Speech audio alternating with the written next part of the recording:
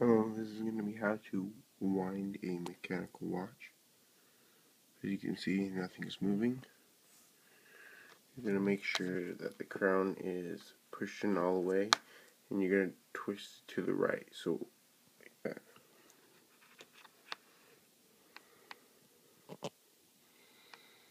Kind of hard to do with one hand.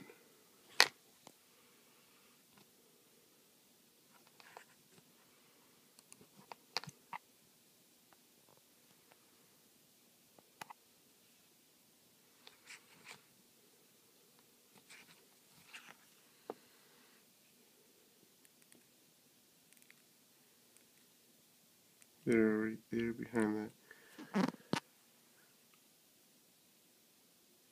Right here is where the spring will be. The main spring.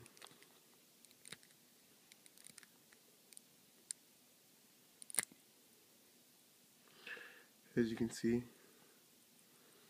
it has come back alive.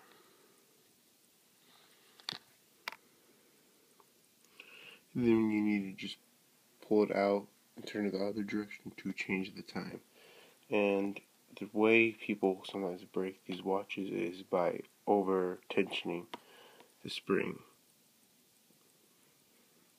Alright. See you later.